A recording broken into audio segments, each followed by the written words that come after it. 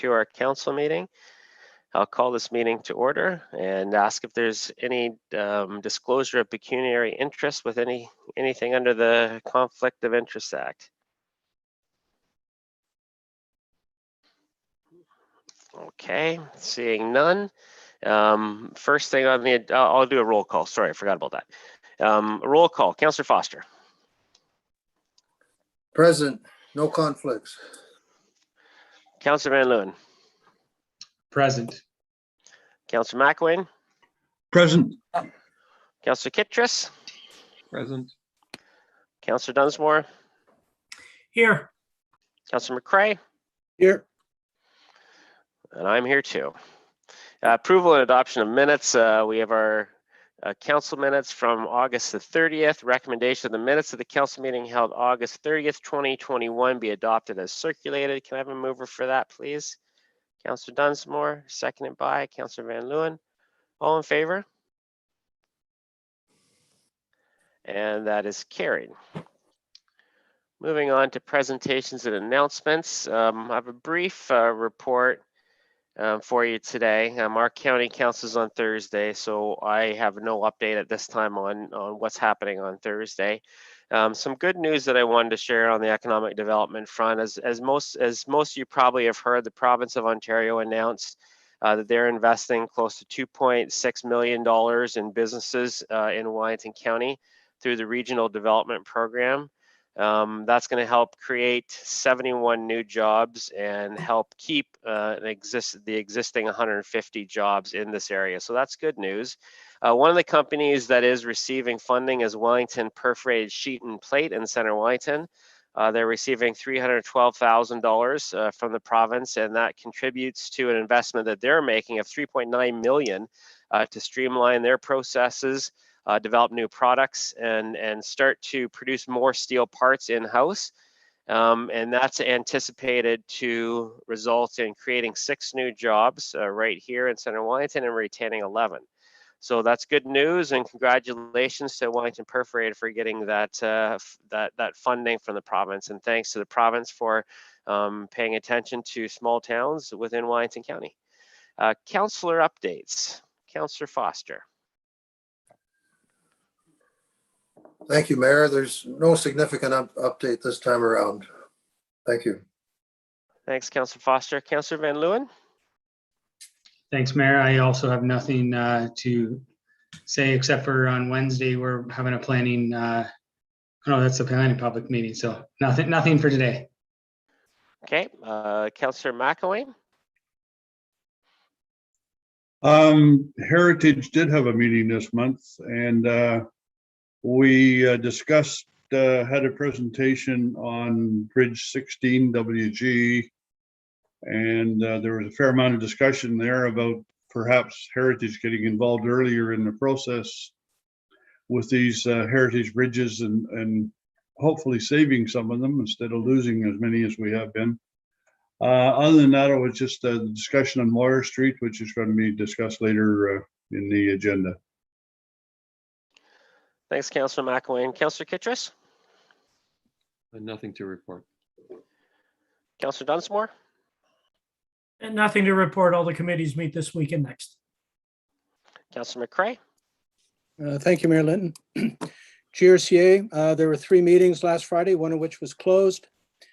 Our Source Protection Authority meeting, the Grand River Source Protection Authority approved the Lake Erie Region Source Protection Committee's release of its revised updated source protection plan for the Grand River Source Protection Area to the Ministry of the Environment, Conservation and Parks.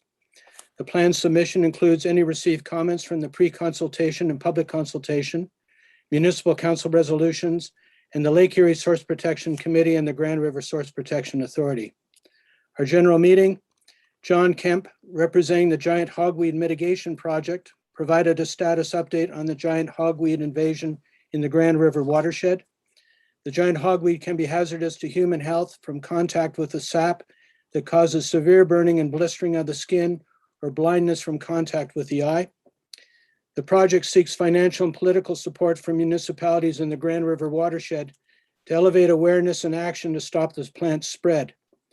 This action includes inspection of all riverfront properties and remedial efforts were found.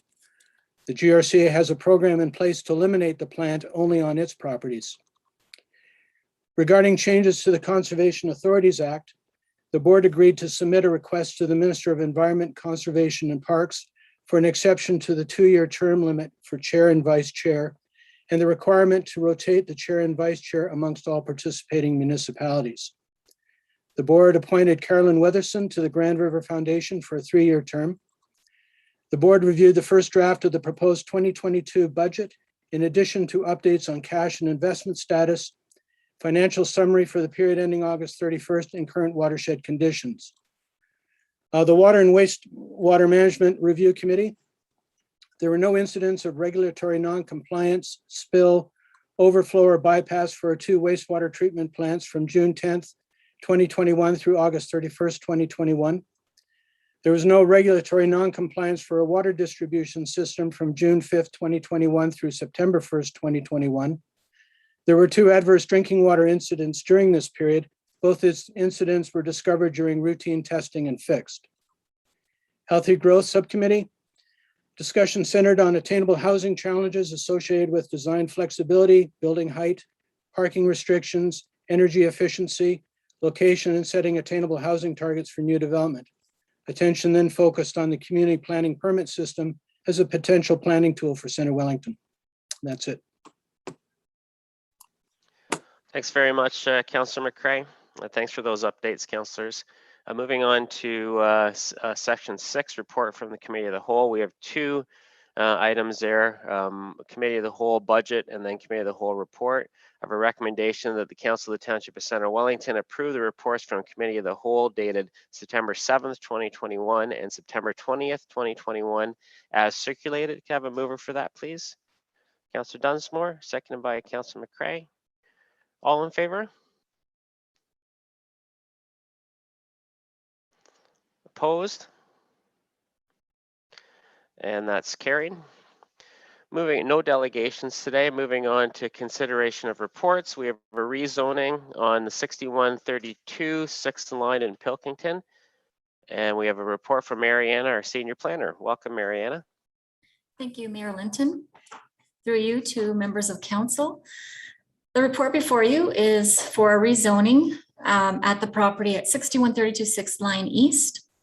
It's basically a 100-acre, 40-hectare parcel located on 6th line East, just north of Side Road 10 in the rural agricultural area, formerly Pilkington Township. The application relates to a land severance application, B109/20, which was the severance of an existing residence and building surplus to a farm operation as required by the provincial policy statement.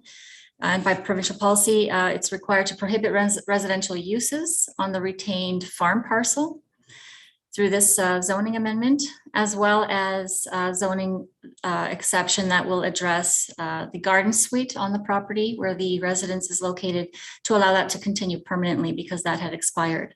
So both parcels will otherwise comply with zoning provisions. And a public meeting was held on June 30th, 2021 in fulfillment of the Planning Act requirements. There were no oral or written submissions received from the public. The county has provided comments that they do not object to the application. So after reviewing the application, staff recommends approval of the amendment. And I'm happy to answer any questions. Thanks, Mariana. Any questions, comments from council? Okay, I will read the recommendation that the Council of the Township of Center Wellington approves rezoning application RZ04/21 and that the appropriate zoning bylaw amendment be given 3 readings. Can I have a mover for that, please? Councillor McElwain, seconded by Councillor McCray. All in favor? Opposed? And that carries. Moving on to 8.2, partial demolition of a listed heritage property in Elora, and I'll turn it again over to Mariana. Thank you. Through you, Mayor Linton. This report before you concerns the partial demolition, which is a rear addition at the property known as 85 Moir Street in Elora. Notice of intent to demolish was received And it is, the reason for demolition is that the owner proposes to construct a 2-story rear addition in place of the existing 1-story addition and mudroom. So the property is listed on the municipal register, not designated. And Heritage Center Wellington was consulted at its meeting on September 14th and did not have any objection to the demolition. As such, staff recommends that the demolition be permitted to proceed, but I'd be happy to answer any questions. And also in the report before you are some current photos of the property of the building and what they're intending to do. And also just to let you know as well that the owner is planning to reuse some of the brick that is from the demolition in other parts of the property. So a landscape feature towards the front. And I'm happy to answer any questions. Thanks, Mariana. Questions from council? Councillor McCray? I have nothing, thank you. Councillor Dunsmore? I have no questions. Councillor Kittredge? No questions.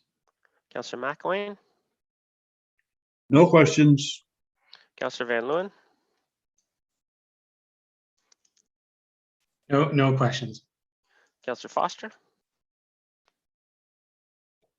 Thank you, Mayor. A question for Mariana. Mariana, what's the total boot print of the dwelling and the addition relative to the area of the lot? And it's quite a large addition, I know. I just want to be clear that it's not exceeding the occupancy of the lot relative to the lot itself. I'm not sure what the right term is. Boot print. Yes, thank you. Through you. I don't have the statistics in front of me, but the addition is only replacing the existing. So it's on the same footprint, except that it'll be 2 stories instead of 1. But prior to a building permit being issued, the lot coverage will be checked, will be confirmed that it's not exceeding lot coverage. Thanks, Mariana. I have a recommendation that the Council of the Township of Center Wellington approves the partial demolition request for the 1-story rear addition to the dwelling at the listed property known as 85 Moir Street, Elora, in the Township of Center Wellington, and that the property remains on the Township's Municipal Heritage Registry as a non-designated listed property. Can I have a mover for that, please? Councillor McCray, seconded by Councillor McElwain. All in favor? And that is carried. Thanks, Mariana. Moving on to 8.3, a negotiated award community improvement plan update. And I'll turn it over to your Managing Director of Corporate Services and Treasurer, Dan Wilson. Welcome, Dan. Thank you, Mayor Linton. This report relates to the review and update of the Township's community improvement plan.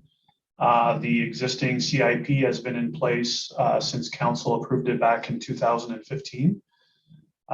The specific tasks involved in the review are outlined in my report. This was a 2021 capital budget project approved by Council. It is 100% funded through county grant funding. So the entire $50,000 is coming in the form of a grant from the county. We are recommending a negotiated award to RCI Consulting, primarily because RCI has a good familiarity with the township and its recent work on CIP related initiatives. Also, the County of Wellington is also in the process of hiring RCI Consulting for their CIP update. And there is huge benefits to having the township CIP and the county CIP updated by the same person at the same time, just to make sure that they're in aligned. So with that, happy to answer any questions. Thanks, Dan. And Brett's here as well if there's any other questions that he could answer better. Members of council, Councillor McCray. Thank you, Mayor Lynn. I have a couple of questions. Will the consultants be considering sustainable improvements such as energy efficiency in existing older buildings, especially apartments? During healthy growth, we learned that given the high cost of utilities, if we can improve energy efficiency, that will help with offset the costs of the rental. The other thing is, will it encourage wider range and choice of housing to address our attainable housing shortage? Dan, do you want me to get Brett to take a stab at that, or would you like to put yourself out on the limb? I think that's a good question for Brett. Thanks. Brett? Thank you, Mayor Linton, through you. In terms of the sustainable design, I think that's something that will be discussed. I know the county in particular, having gone through the process of the climate change report recently, that's an area that the county is definitely interested in, that sort of building design. So it may not be a township CIP issue, but it may become a county one. And in terms of housing, yes, that's the intent. We already do have some programs now that relate to housing, mainly in the downtown core. But again, between the county and the township, attainable housing is one of the high order subjects for both of us. So definitely housing will be something that gets considered in the CIP update. Councillor Dunsmore? Yeah, and I guess this is for Brett as well. With regards to attainable housing, is there a plan for this particular consulting group to meet with our Healthy Growth Committee and have discussions with them while they develop this plan?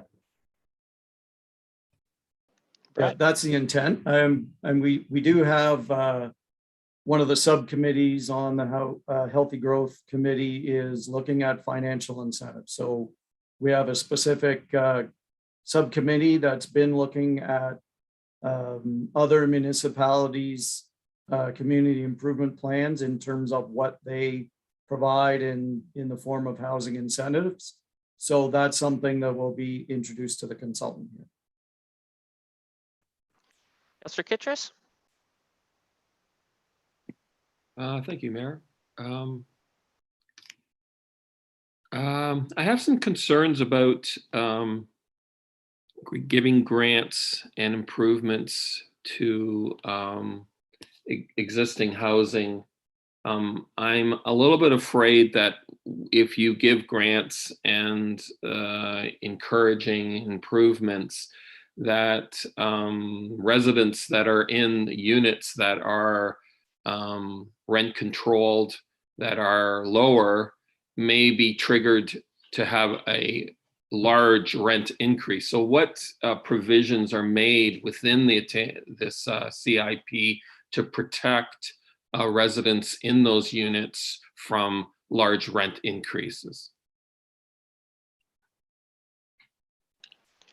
Brett, do you want to take a stab at this? Well, I don't have a great answer for that question right now. It's definitely something that we've talked about at the financial incentive subcommittee level about if we do get into attainable housing grants, we need the definition of attainable housing. But one of the benefits of the municipality having a grant program is that a grant program then would entail an agreement. And it's through that agreement that we would need to take measures, for example, to ensure that the unit becomes or remains attainable over the longer term. And that they're getting an incentive from the township. We've talked about ensuring that we don't use a grant for someone to create short-term rental housing that doesn't really generate any new housing for the community at all. So all of those things will be looked at if we come up with additional housing incentives. Obviously, in terms of rent, we're bound by the provincial legislation as well, but by having an agreement, we think we can ensure that those units would remain attainable over the long term. Councillor McElwain? I have no questions that haven't already been answered. Thank you. Councillor Van Leeuwen? Thanks, Mayor. One of my questions is, will there be community engagement with this group when they go into, because the community is using the CIPs as well. So we'll get some feedback from the community as well on it.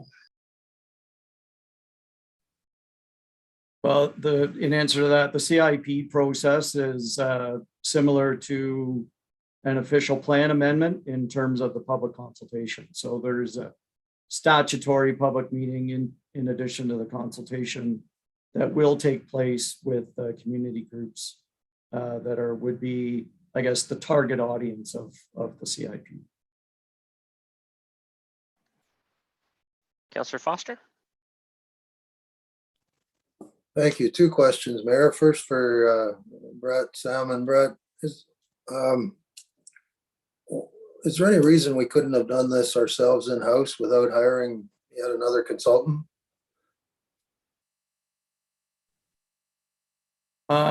Well, my answer to that short answer is no. I think we've learned in the legislation, the CIP, and setting up the programs, it's very specialized knowledge that we don't have.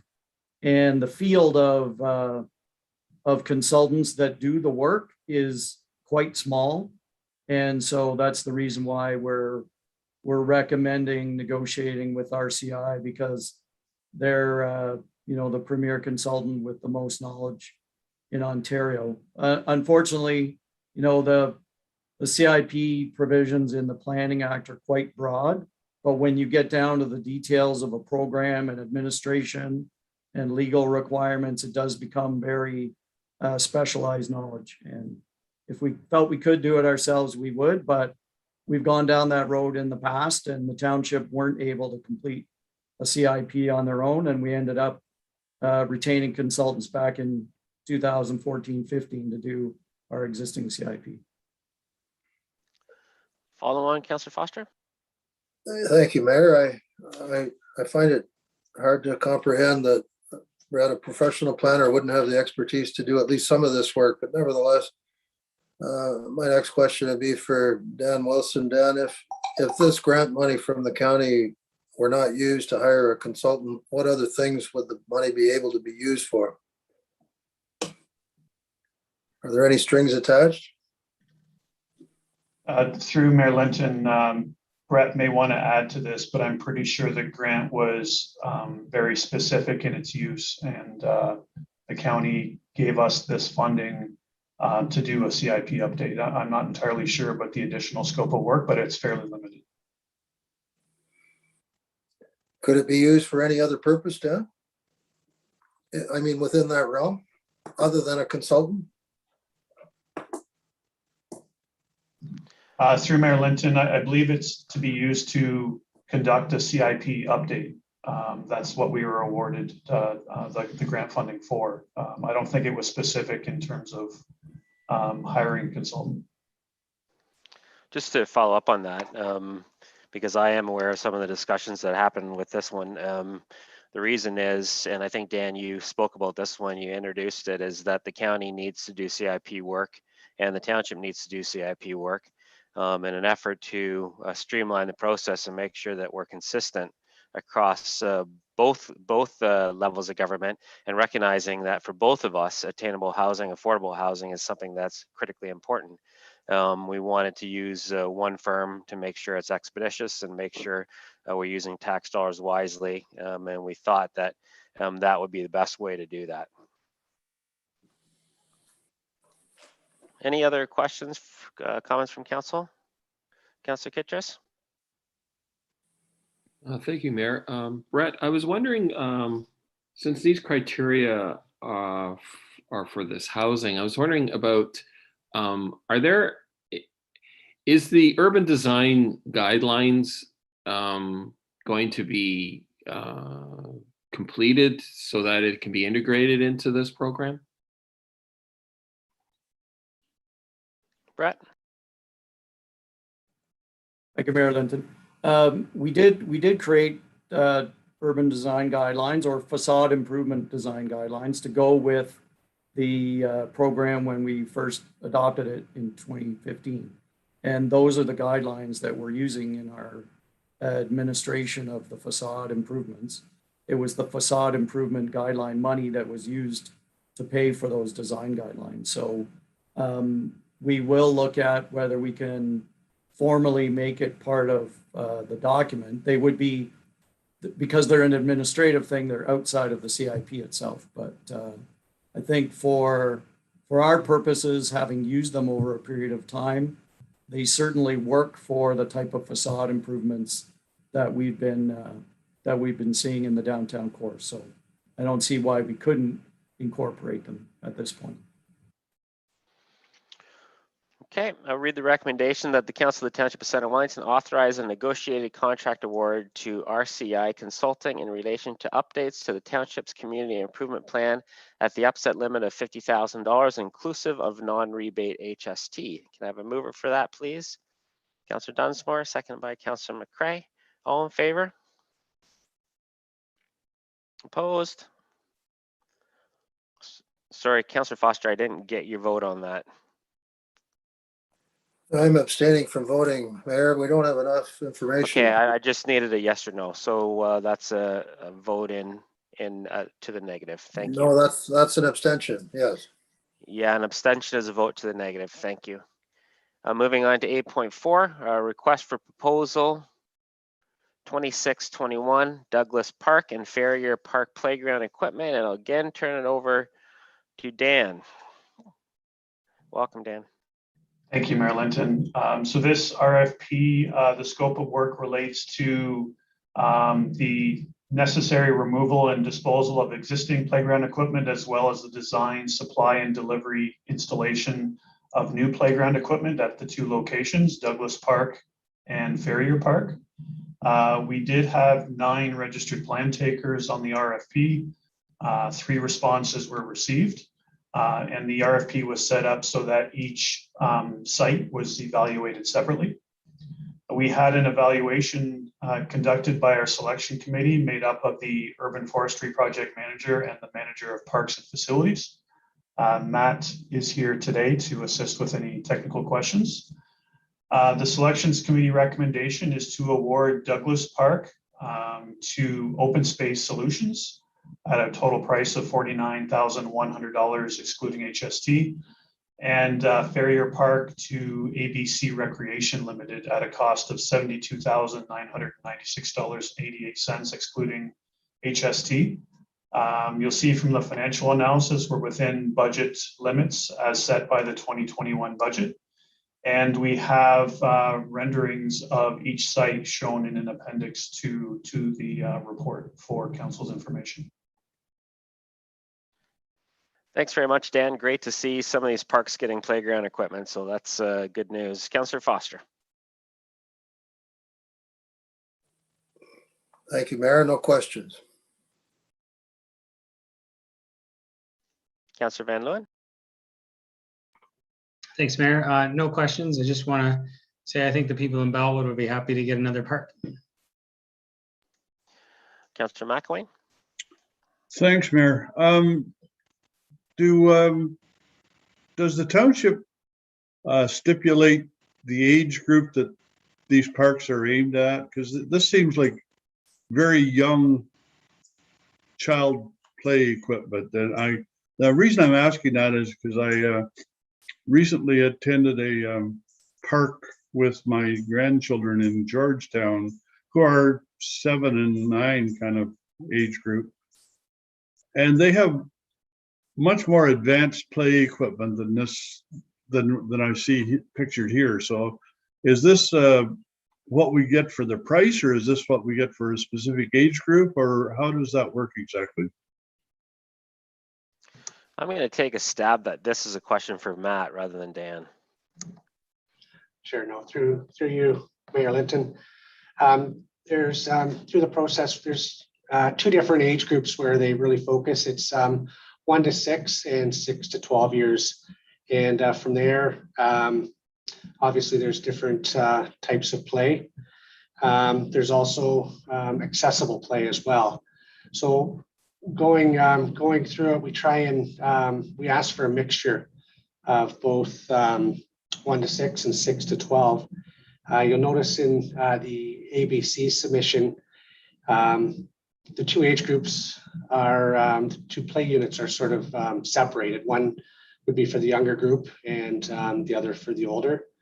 There are different difficulties. I know when we ask for the submission or send out looking for the submission, we ask for from climbing apparatuses, sliding, and look at different levels of difficulty, and depending on when we're going through the submissions, those are the items that we look at when we make our choices. Just the 6 to 12 part of it still seems to be very oriented towards the 6 end of it versus the 12 end of it, for sure. I mean, that climbing device there is certainly not very challenging for anybody over 6. So I just curious if there should be more of a range of children focused for more range of children. Yeah, and I know this time around we only had a choice between 2 companies, so it was very limited with our choices. In other parks, I've seen it where it's almost been more extreme, where it's been more towards the older groups, where there's a lot more climbing, more agility, more skill, or skill level for older kids. So it's really hard to adapt it all at once, especially this time around when we've only had a couple submissions to choose from. Councillor Kittrus? No questions. Councillor Dunsmore? No questions. Councillor McCray? No questions.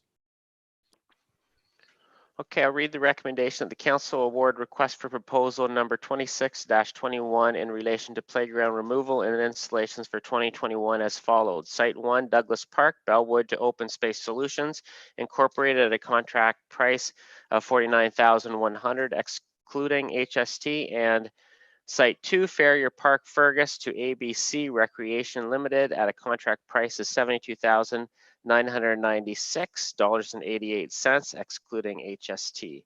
I have a mover for that, please? Councillor Foster, seconded by Councillor Dunsmore. All in favor? And that's carried. Thank you very much, Matt. Thank you very much, Dan. Moving on to 8.5, negotiated award, Architect Services for the Elora Community Center. Another exciting project. I'll turn it over to Dan West. Dan again. Thank you, Mayor Linton. So this is in relation to the renovations of the Elora Community Center. Just to give some background information, the township was successful in obtaining Investment in Canada Infrastructure Program funding for this project. So in total, the project is budgeted for approximately $5 million, and just over 73% of that is coming from the federal and provincial governments through this ICIP program. So one of the first steps in this project is to hire an architect firm to assist with detailed design and project management. We did go through a request for proposal process for Architect Services, and we had one response received from that request for proposal. And that one response that the township did receive was not compliant with the qualification requirements that we were looking for. So we were in a fairly unique situation where we had no one to award the RFP to. And our purchasing bylaw does cover the situation in an event where either nobody bids or nobody is qualified to be awarded the bid. We go through a negotiated award process where we're able to reach out to architect companies, have discussions with them, negotiate, and see if they're willing to work with us on this project. So the township did do that, reached out to 2 architect firms that were known to have the relevant experience and qualifications that we were looking for. With that, the selection committee has decided to recommend award to RDH Architects, Inc. at a negotiated price not to exceed $494,700, excluding HST. This is the architect firm that worked on the Center Wellington Sportsplex back 15 plus years ago in doing the extra ice pad, indoor pool, and expansion to the Sportsplex. So they're very familiar with Center Wellington and are more than willing to work with us on the ECC project. So I've mentioned in the financial implications that the $5 million project, 73% funded from the provincial and federal governments, and we're recommending award to RDH in an upset limit of $494,700 plus HST. Okay, before I turn to council, I would like our CEO to clarify who this company is, because we had some difficulties in the Sportsplex, so I wanted to clarify for council the organization that we're talking about here and who we're not talking about. Carefully though. Over to you, Andy. Thank you, Mayor Linton. Good point for clarification. Yeah, the architect firm we were very pleased with and did some great work. If council recalls around that time in the area, it was the contractor that we had some challenges with, the building and the contract, and some other facilities had similar experiences with the same contractor. We would not be recommending that contractor, but the architect firm was very well suited and did a great job for us. Thanks for that clarification, Andy. Members of council, Councillor McCray. Thank you, Mayor Linton. I don't have any questions, but perhaps for the viewing public, if maybe Dan could just give a high-level overview of what sort of renovations we have planned for the Elora Community Center. Dan, or is Matt on, or did he? Oh, Pat's there. Sorry, I didn't see you there in the corner, Pat. You're in my corner of the screen. Welcome, Pat. Maybe you can provide a little bit of a overview. That's a good suggestion, Councillor McCray. Yes. So the facility is at end of life when we talk about the ice pad. So one of the major pieces of this renovation is replacing the concrete and refrigeration system under that floor, the boards and glass that go along with the ice surface, and moving the refrigeration room and mechanical room to the far end of the building. Right now, the ammonia plant is very close to the lobby, and for public safety, we want to move that to the other end of the building so that the ammonia is stored away from the public. There's also a need to improve accessibility at the Elora Community Center. So that would be within the change rooms, dressing rooms, washrooms, hallways, entrances.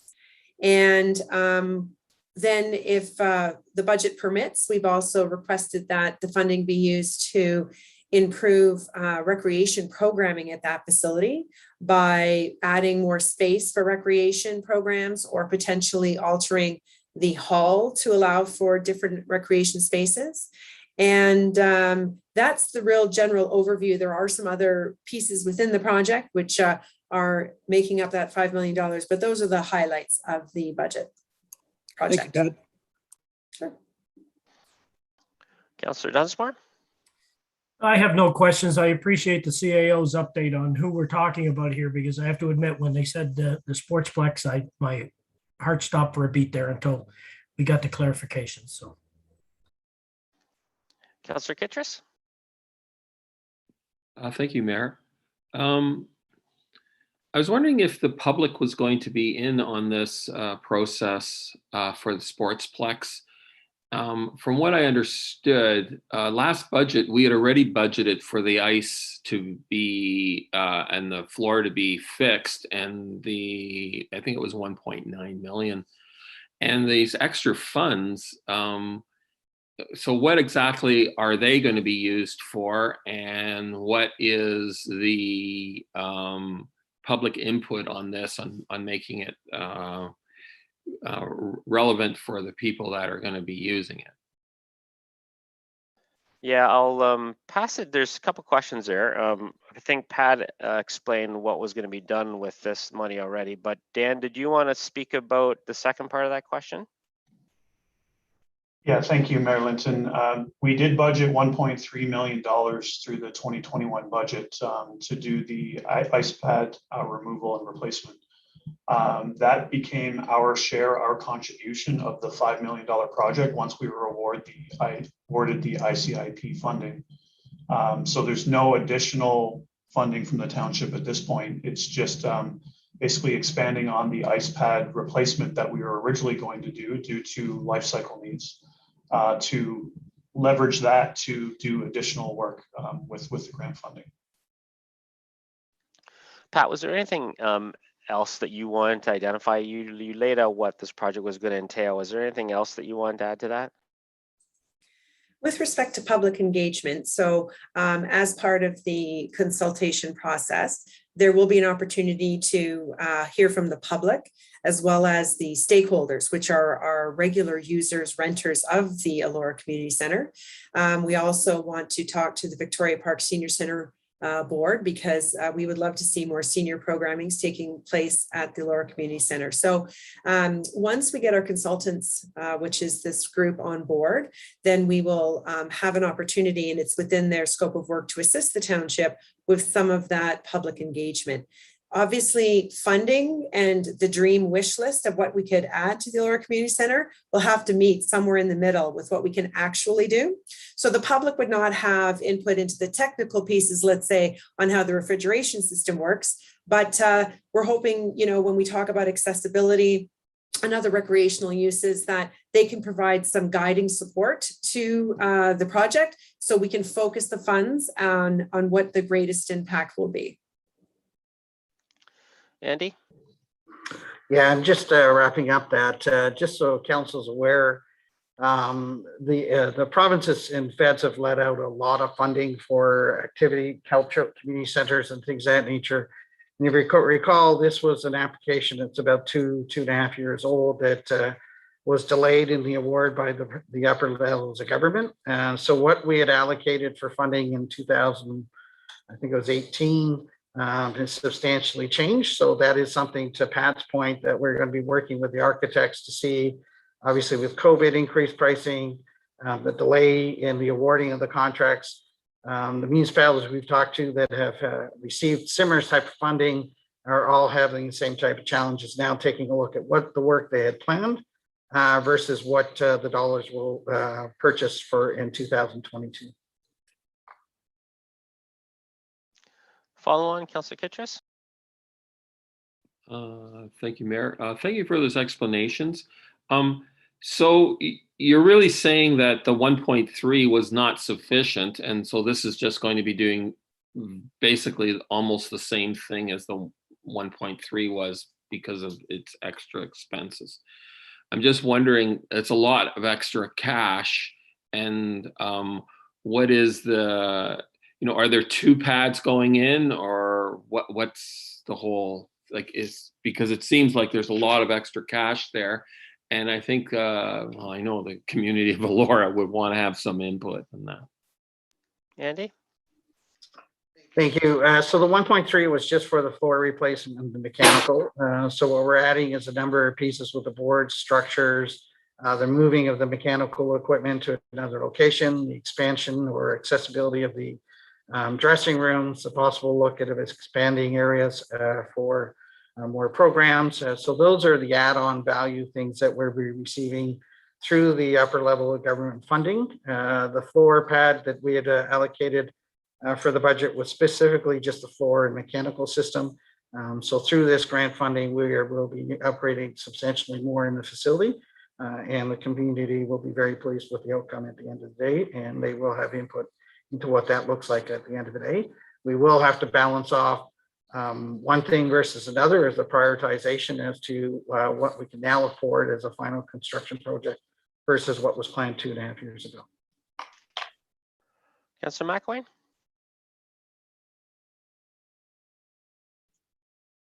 Thanks, Mayor. This is kind of a more of a general question, probably for Dan. We only got one plan taker, or one response with 40 plan takers, and in the previous parks, when we only got 2 responses. Is that a general problem in the industry right now, that everybody is over, they have more work than they can handle, or are we our budget's too low, or why are we getting such low response? Yeah, good question. Dan? Yeah, thank you, Councillor McElwain. Through Mayor Linton, yes, we give vendors the option of submitting a no bid and a reason for no bid. And I would say most of the time when that happens, especially with the architect companies and even the playground vendors, they're all just very busy right now. I think it's a combination of a backlog of work that maybe municipalities and other companies are experiencing due to COVID-19. It's a matter of getting through the summer season, the cost of materials and not wanting to bid on certain tenders and proposals. But I'd say for the most part, people are just extremely busy right now and just not bidding unless they have to. Councillor Van Leeuwen? Thanks, Mayor. Most of my questions were answered. Thank you. Councillor Foster? Thank you, Mayor. I have basically three questions. The first is, in terms of an architect, I'm not clear on why exactly the architect's needed. We're retrofitting an existing building. When I'm thinking architect, I'm thinking structural things. I'm hearing a lot about the playing surface, which I was fully aware of, but I'm not, what exactly is the need for the architect when you're swapping out the playing surface and moving the ammonia to the end of the building? Can you help me understand that, Pat? Sorry, I think that this question has been answered, but I'll let Pat go again. We talked about dressing rooms already. We talked about the ammonia plant. We talked about significant restructuring that had to happen to the community hall. Anything else you wanted to add, Pat? I just wanted to share that with an extensive renovation of a building, which is a public facility, an architect is required on the project. That architect then brings with them all of the engineers, the cost consultant, the code consultant, and everything, and they coordinate the design of the project using all of those resources that are part of this bid. So the architect is the overall prime consultant, and that is required in an A1 assembly public building with this extensive of a renovation. Follow up, Councillor Foster? Thank you, Pat. None of those things were tabled, Mayor. That's what I was getting at. I was talking about structural engineering, and all the talk previously was about the playing surface. Pat, what can be done? We have had an ongoing problem with humidity on the lacrosse playing surface. It's a serious problem for lacrosse players. What can be done, or how can we ensure that the architect takes a look at that and makes sure that we get this problem resolved once and for all of humidity in the summertime on the lacrosse playing surface? Pat? Yep, through you, Mayor. So those are the types of problems that we will be addressing with the mechanical engineers as part of this project and listening to our stakeholders. I know that the dehumidifier was replaced at the Elora Community Center a couple of years ago, and we will be reusing any of the mechanical equipment that we can through this renovation that is not at end of life. Just wanted to share that. Also, those are the kinds of things that the mechanical engineer will take a look at. And if we are having a problem with that, then that is something they would recommend in the equipment or the air circulation or whatever. But I have to share, most arenas have a problem when it's 90 degrees and sunny and humid outside. But having said that, we are aware that that has been a problem in the past. We'll listen to lacrosse and we'll see what we can come up with for a solution with our engineers. Thanks, Pat. It's a far more acute problem in Elora than many of the other arenas I've ever played in, but I appreciate your answer. My last question, Pat, is the dance hall portion of the community center. What are the plans for that, and is it included in the architectural study and so on? And what are the eventual plans for the dance hall portion of the ECC? I'm going to have to be a little bit more vague on that answer. It is included to be considered for renovation. Our concern, of course, is whether the budget will stretch as far as we would like it to include the ability to really retrofit that space. However, definitely the washrooms and the accessibility portion will be looked at as a primary concern during this renovation, but we're going to listen to stakeholder feedback. So for example, right now, it's difficult to play some activities in that hall because of the height of the roof, but does our budget stretch far enough for us to raise that roof? I have no knowledge of that until we get involved in the design with the architect and engineers. So we are looking at different opportunities. We're going to listen to the stakeholders, see how far our budget stretches, and then I'd welcome the opportunity to report back to council what our specific plans are. Thanks, Pat. I have a recommendation here that the Council of the Township of Center Wellington authorize the negotiated award for architect services, Elora Community Center renovation to RDH Architects, Inc. at a total upset limit of $494,700, excluding HSD, subject to contract negotiations. Can I have a mover for that, please? Councillor McElwain, seconded by Councillor Dunsmore. All in favor? And that's carried. Thank you very much, Pat. Thank you very much, Dan, for that. Moving on to 8.6, Audit Services, and turn it back over to Dan. Thank you, Mayor Linton. This is a request for a proposal for audit services. The Municipal Act requires all municipalities in Ontario to have a maximum of a 5-year term with their current auditors. The 2020 audit was year 5 for our existing auditors, so we were required to go out and do a request for proposal for these audit services starting in 2021. We did reach out to other lower tiers in Wellington County, and there were 3 others interested in going out to proposal with us. So Center Wellington did submit an RFP on behalf of the Town of Minto, Township of Puslinch, and the Township of Wellington North in conjunction with our own RFP, just to do this as a most efficient way as possible. So from a Township of Center Wellington perspective, we had 6 registered plan takers and received 2 responses. Our selection committee was comprised of myself, the Manager of Finance and Deputy Treasurer, as well as the Vice President Treasurer of Center Wellington Hydro. Center Wellington Hydro is required to have the same auditors as the Township. And you'll see from my report that we have a number of other companies that are in the same grouping of entities that are required to be audited by the same auditor as the Township. You will see from the financing strategy, we are recommending the award to KPMG, which is our current auditors. We're looking at fairly minor increases from 2020, and we're looking at a minimum 3-year term with the ability to award for an additional 2 years if performance permits. So we're looking at fairly minor increases from 2020 into 2021, and then again, minor increases throughout the 3-year term.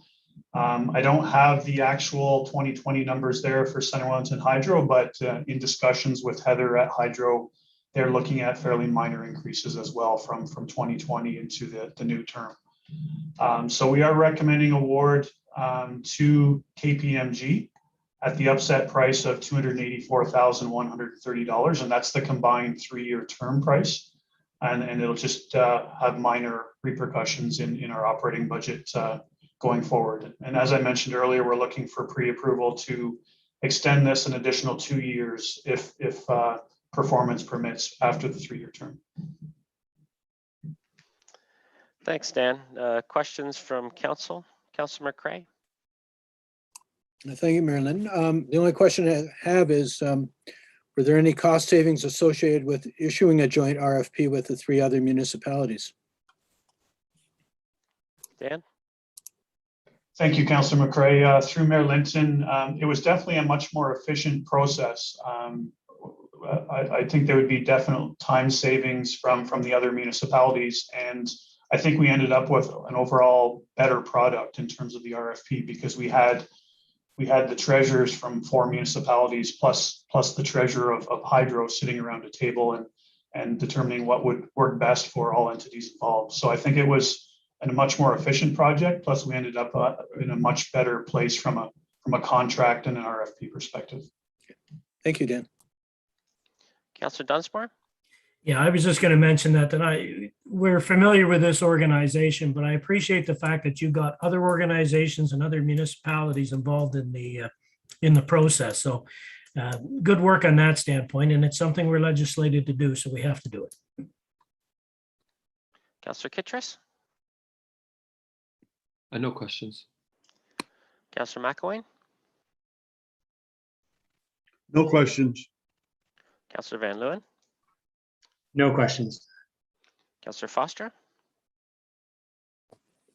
No, thank you, Mayor. A question for Treasurer Dan.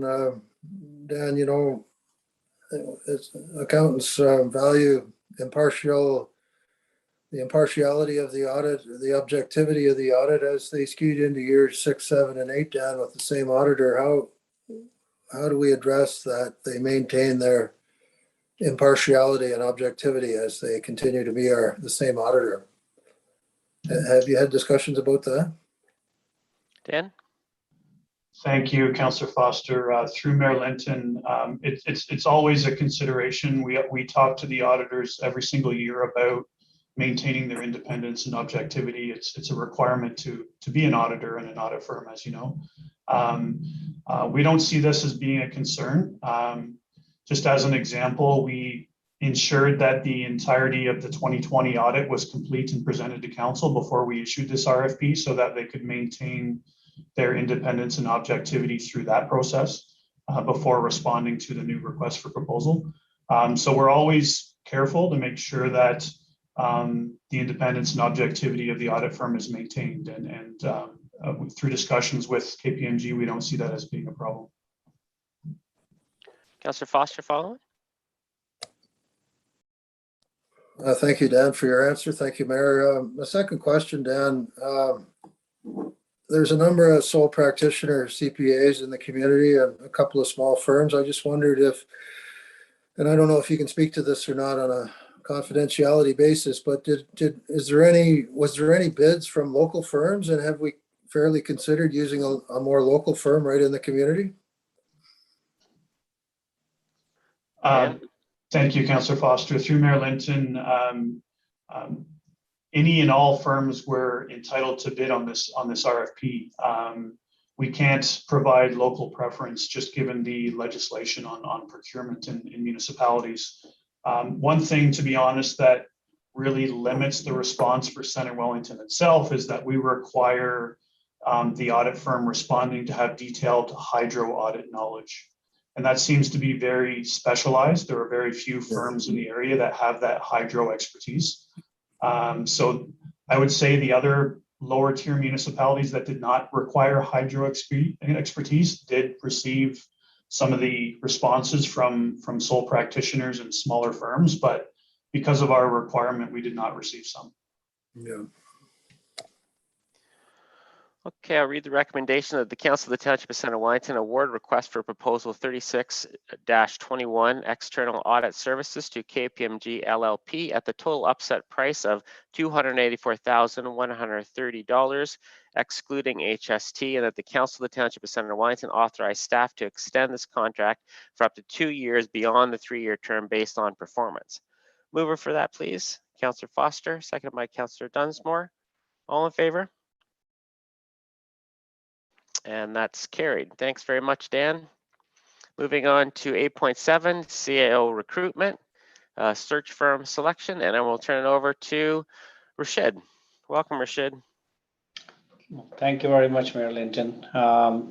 This request for quotations is to assist us in hiring a search firm to replace Mr. Andy Goldie, who's decided to retire as announced in the last meeting, and that leaves us about 3 months of recruitment window. So to go to the market and bring in best of the best candidates to the table, we are recommending that out of these 3 search firms, Waterhouse has been assessed as the top proponent. So we would like to have them on board as soon as possible so that they can start working with the council and Human Resources Department to go to the market and we start looking for the replacement of the CAO.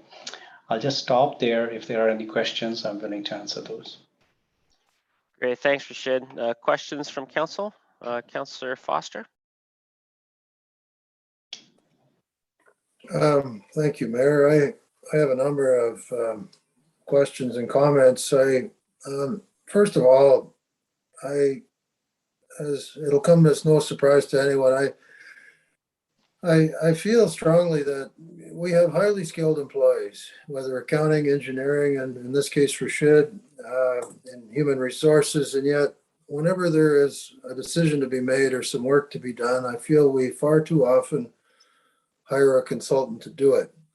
And that troubles me. And I'm fully confident in Rashid in doing this work. And I really would like to see that work be done in-house.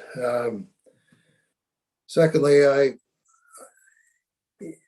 have many concerns. I haven't seen that we've rushed right to the consulting and search process. There are many other options, including and not limited to hiring a temporary CAO for 1 year as a transitional measure, possibly promoting from within. I'm not hearing anything about any of those things. This is a really important decision that we face, friends. It's probably one of the most important decisions we're going to be making this term of council, and we really want to get it right. We want to get the right person. I also have concerns about the service has no quotes. It has an upside limit, but there's not a quote on services to be delivered, or a price, in other words. So for all of these reasons, I do have some concerns about hiring a search firm, and none of these items have really been discussed at this point. Yeah, and I think that's some good questions there, Councillor Foster. And I think, Rashid, you're in a good position to respond to the process of using an external firm to help us with this process, and also the process itself. So I'll let you answer those questions. Well, thank you very much, Mayor Linton, and through you. Councillor Foster, so I'll answer all of those. Employees in Human Resources Department, for sure, we have the capacity to do this work in-house. You're correct to say that we hire staff to do this work, and why go to the market to bring in a consultant? So I'll tell you, this is the one position which I'll strongly recommend to bring in a search firm, because of impartiality and unbiased required and all that. So I am going to be reporting to this CAO, and I'm hiring that person myself. I have my own biases like every other human being. So this is one employee of yours, and the only employee of yours, Councillor, where you have to take the advice from a third party and an independent organization to help support this process. That's the only reason that I strongly recommend that we go to search firm rather than using an in-house expert. That's one thing. The other one is that temporary CAO for a year. I really, once again, appreciate Councillor Foster. That's a great idea. But once again, it sets somebody up for definitely a foot in the door. Let's put it this way. Whoever you promote to act for a year, it gives them the experiences to be a future CAO. I think what happened here with the timing wise, with Mr. Goldie providing us 3 months or a little longer than 3 months notice, I am pretty confident that we can actually get you a permanent full-time CAO rather than going through this acting scenario for a year. And then change of guard always have its own issues and concerns. So you get used to this CAO for a year, and you decide to go to again run a competition. There's another change of guard. The whole organization underneath is looking for leadership, which is permanent, and that's very important point too. So that's why it's recommended to go to market and do the work what we need to do at some stage anyways. About the quotations, again, very good question again, Councillor Foster. So we are legally obliged not to disclose all the details, because all the search firms actually do not provide us permission to share their quotations and their tactics and how they go and search the market, because they are very detailed documents. But I'll just say this to you, that all search firms use quite similar criteria what I have put into this report. As to the steps of hiring. So between all the organizations, we requested the quotations. they are exactly the similar criteria. Where they differ is number of experiences, current experiences in CAO searches, or they could differ on pricing and costing and all that kind of stuff. So I have reviewed those. I have those in front of me. They could have been confidentially shared individually, but not on an agenda here. They are not public documents, and I do not have permission to share those. Thanks for that, Rashid. Follow up, Councillor Foster.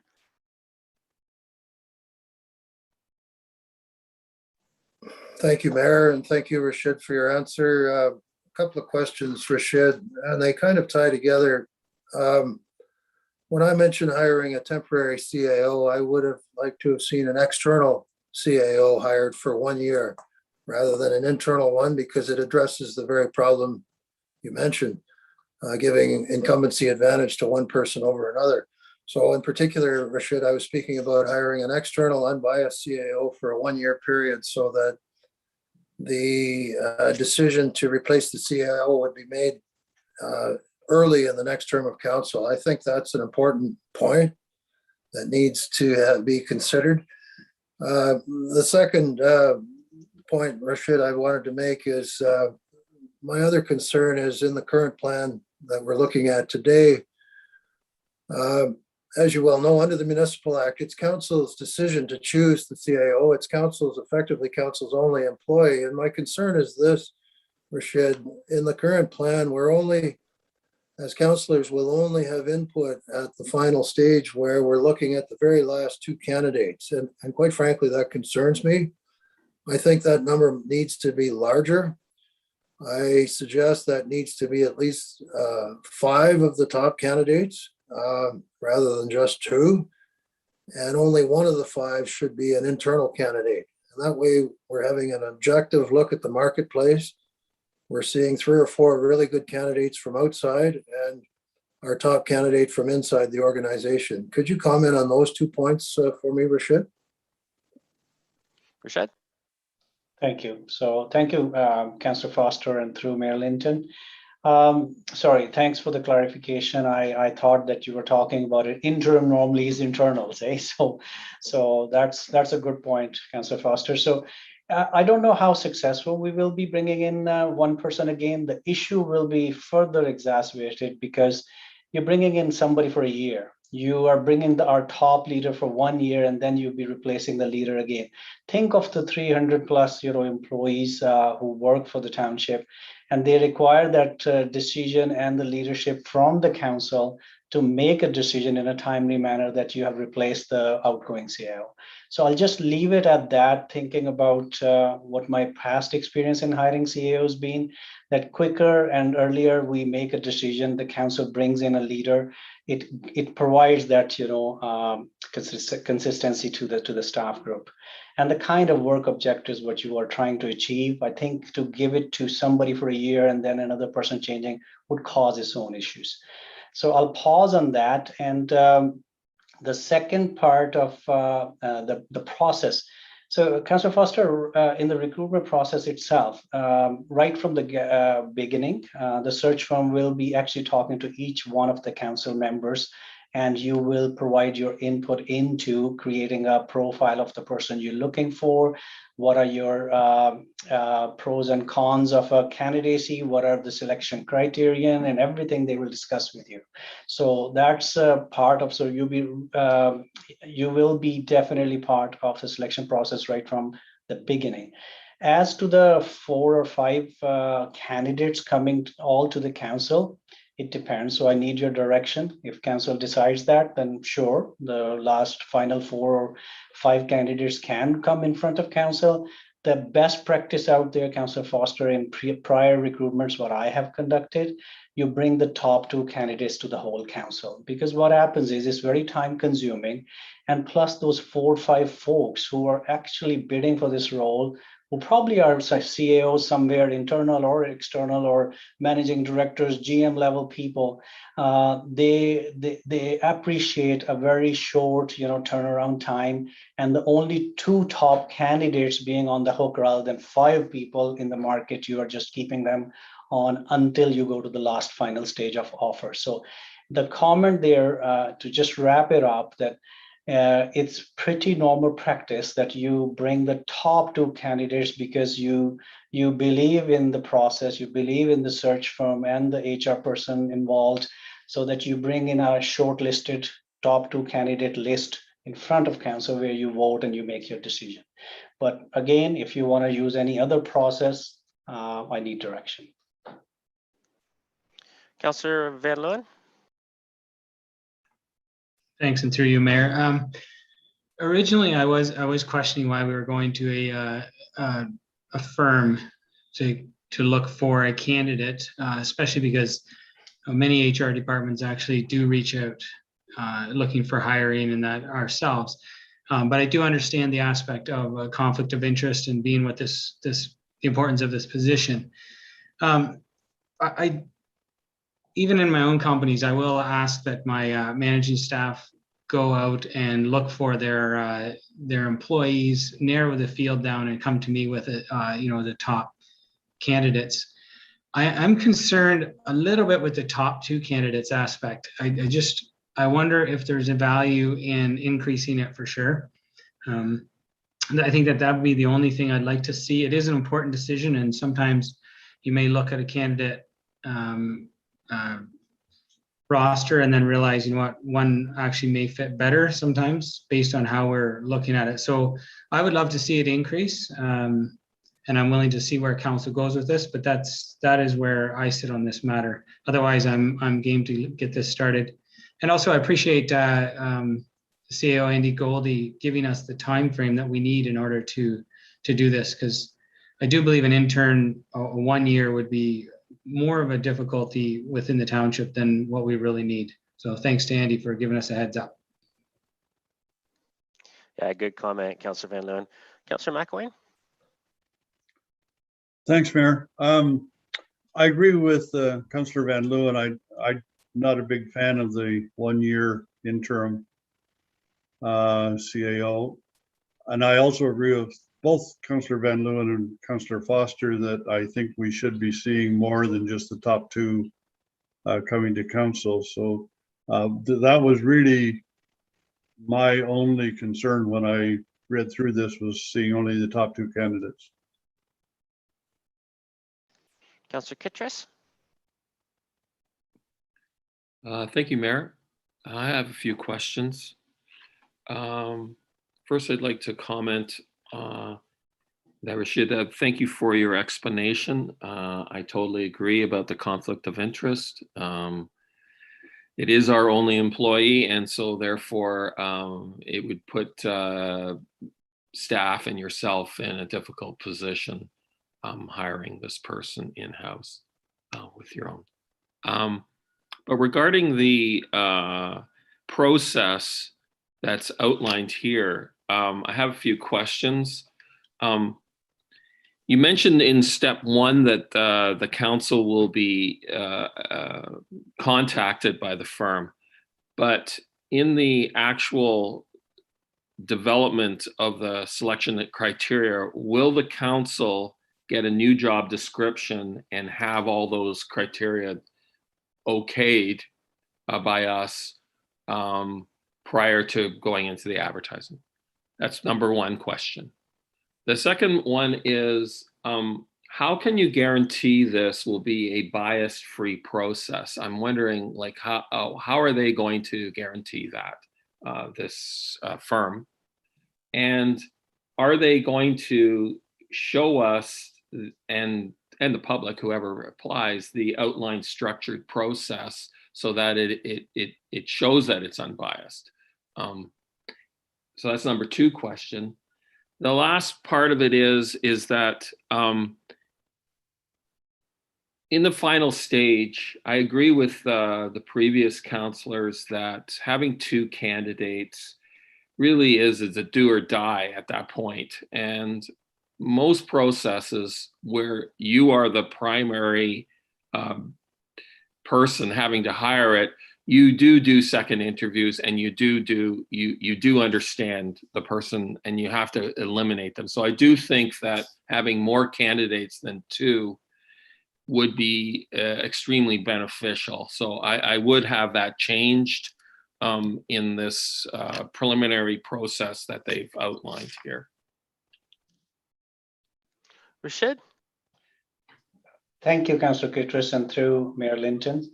I can answer all three and all good comments, Councillor Kitris. So job descriptions this is your opportunity to change any job description. So for sure. So when you are consulted by the search firm, and if you have feedback on job description, I would respect your input in that. It's important because you are the council, you are asking, but we have to have an understanding that a job description is mutually agreed upon. So I can help support you on that work as well, because that's what I do every day. So if you are consulted and you have certain job description duties changing, or you have some concerns with some language in there, this is the time to do it. So for sure, even before we go to market, that legwork will be completed with the help and support of council. The quicker we do it and complete it is important, so that we can have we hit the market as soon as we can. So that's your response to the first question. The second one, guaranteeing bias free. I don't know about your experience, Councillor Kitris, but these are professional search firms, and I've been dealing with search firms for the last 4 years. They understand what they stand for. They charge us fee for this service, and they will have to work with you. You are the top stakeholder in this. You can definitely look at their process, your chosen firm's criteria, and the process, how they have written and laid down in their quotation. I'll share with you so that you have understood the methodology of this selection and recruitment process. And I do hear you on your last question about increasing the numbers, because I'm hearing a lot of council members are asking if that's a direction. For sure, give me a number. You want to meet 3 top candidates, then be it. That's a decision you guys would make. Councillor Dunsmore? Yeah, thank you. Through you, Your Worship. Rashid, I want to thank you for the amount of work that you put in here. Your knowledge on this is clear and prevalent in your report. I'm not a big fan of going more than 2, because I know the legwork will be put in by the search committee and the firm that we hire. And we'll go around the table. The more people we have, the longer it's going to take us and the more arguments we're going to have. So I would appreciate 2 candidates. I would take the lead from the search committee. And I think where we get input in it is when we develop the job description with you and with them. And so I'm very appreciative of the approach you've taken. Councillor McCray? Thank you, Mayor Linton. Rashid, it's great to have you on board. As a former HR manager, I fully appreciate the challenges we're facing in looking for a new CAO. I've worked with executive recruitment firms in the past, and it is the best course of action, because the challenge you're going to find is the people you're trying to attract may not even be looking at the ads that are going to go out. So that's where the recruitment firms have to go around and knock on doors and try and entice people to apply. The other thing too is I'm hoping that there will be internal staff who may be interested in putting their names forward as well. So this will be looking at both internal and external recruits. One of the challenges, and when you want to open up to council having more people to interview, it's a challenging process to basically get everyone in the room for an interview. So unless council is prepared to be ready when we are asked to be, it's going to be a challenge to keep this process moving forward in a timely manner, because we only have 3 months in which to find someone. I also disagree with the idea of having an interim temporary leader for 1 year, because it takes time for a new leader to adjust to a new team and for the team to adjust to the leader. Ideally, you're looking for someone who's going to step in and be there long-term, not for 1 year. So yeah, that's sort of my points. I'm happy with sticking with 2, but if council wants to go in another, I'd recommend no more than 3. Thanks, councillors. Yeah, go ahead, Rashid. Thank you very much for that feedback, Councillor McRae. And I just want to say one thing, that it's a very tough market out there right now for recruitment purposes. So thank you for pointing that out. And we need to have a proactive search than a reactionary application process. That's why I search firm. So I should have said that earlier on when the first question was asked, but it points to, if you watch the job boards, especially the municipal OMAA and few others, you will notice that how many CEO positions are out there. So, and search firms will have a niche idea about which kind of people they will be tapping on their shoulder. And one final wrap-up comment is about internal employees too. They will be put through the same rigor, anyone who applies. If I'm an applicant, I will go through the search firm. Search firm may reject me on their first shortlisting interview. So there'll be 100% no bias from internal versus external or other way around. Yeah, I'll let Councillor say one more thing. I just want to make a couple comments. Firstly, Rashid, thanks so much for your leadership on this. This is a really important, as some of the councillors have mentioned already, this is a really important decision that we're making as council. The other thing I think council needs to be aware of, at this level, a CAO level, these potential candidates will be also interviewing us. There's a lot of competition for CAOs, so that's why I like the top 2 candidates. I am also willing to go to 3 if that would make council more comfortable. But at the same time, when you go a small number, it demonstrates to the candidate that you trust the process and you trust your HR manager and you trust the staff. And that's going to be important to incent some of the best candidates to actually want to be the CEO of Centre Wellington. So I think we have to keep that in mind. They're going to be interviewing us at the same time as we're interviewing them. And it has to be a fit from both perspectives. But if council would like us to move to 3, I think that would be fine. I think Rashid would take that direction from council as well. So I'm going to read the recommendation. No, let me get final comments out, and then we'll read the recommendation. Councillor McRae. Thank you, Marilyn. Rashid, would it be possible for councillors to get a copy of the CEO job description so that we have it with us when we are contacted by the search firm? Yes, Councillor McRae. Thank you. Councillor Kittrus. Thank you, Mayor. I just have a few questions. I'm just wondering, there was a mention by Councillor Dunsmore of the selection committee. I thought we were the selection committee. I just wanted clarification about that. The second thing is, are we going to be, if this is approved, will we have this kind of, like, what's the timeline for the advertising? Like, is it 2 weeks? Or 1 week, or what exactly? I mean, you have to tell us a little bit of information so we are available for this. So can you just clarify that, please? Rashid. Thank you very much, Councillor Kittrus, and through Mayor Linton. The process as laid down in there.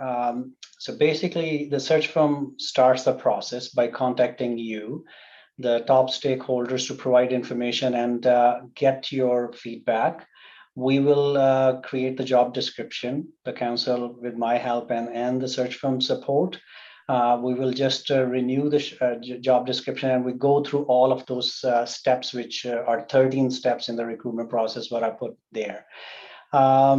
As to the selection committee, yes, you, the council, are the selection committee, the final stage, your decision making, the top 2 or 3 candidates, whoever are coming in that room are yours. The legwork which is required to do this work behind scenes, it's hours and hours and hours of commitment. Myself as an HR person, I would do all that work for you and with the search firm, and you get your top 2, 3, 5, 7, whatever you want on the table, whatever you decide. As to the advertisement part, Councillor Kittrus, we will definitely, the search goes on until we get to a stage when you are hiring a person. but the first advertisement should be at least 4 weeks. That's my recommendation. That's pretty standard out there. So for 3 to 4 weeks, you give it to search firm, because for them to develop this criteria, go to market on day 10, and by day 30, they should be able to start getting some feedback on some top candidates for you. So that's how I would like to work, that within first 30 days, there should be some kind of information coming back to council on who's applied, what is the long list looking like, what would be the short list, for how many people they have attracted to bid for this position. Okay. Any other questions, comments from council? Councillor Foster? Thank you, Mayor. I just want to clarify and make a couple of comments. First of all, I really do want to speak one more time in favor of a 1-year transitional CAO, this, and in particular, an external candidate. This is common practice in many organizations when one period of leadership ends and another begins, because it gives us a little pause in the leadership. And it's common practice even in churches to do this. And it's also common in the municipal sector. I know Bruce County did this. They hired a 1-year transitional CAO. The Township of Erin did it some years back. And so too did the city of Guelph. So it is very common to do this in the municipal sector. And I think we all know there has been some degree of dissent on this council and leadership, and having an impartial newcomer for 1 year will give us a pause, which I think will have a benefit of giving us time to transition from one period of leadership to a new one. And it also, I don't think this is a decision we should make quickly.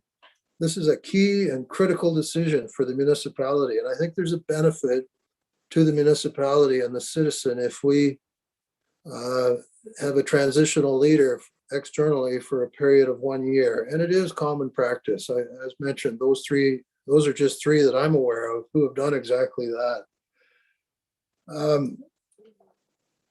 It's important too that we get this right and that we're unified in our decision. And many of our decisions, people talk about a split on this council, and I keep wondering what's the message to the successful candidate if we're not united in this decision.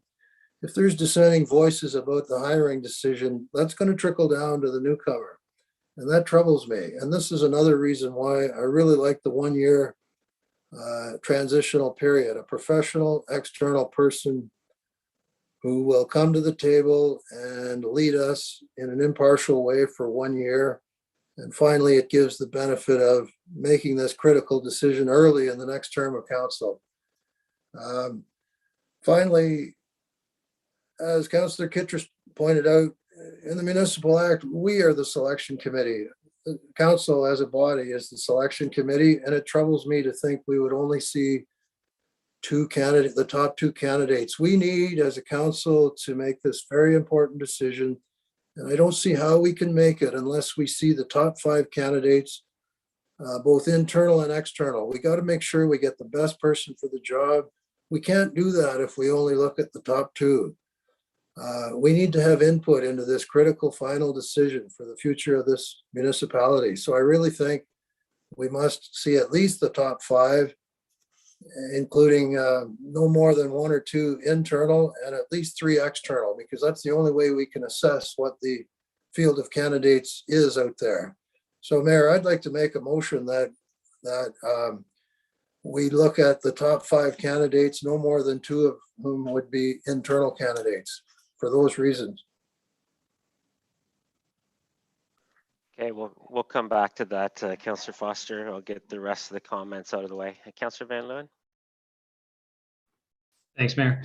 Yeah, I appreciate this process, and we have to have this conversation. I don't think I'm going to touch the 1 year interim candidate. I think we heard what council was kind of thinking in that regards as we went around the room.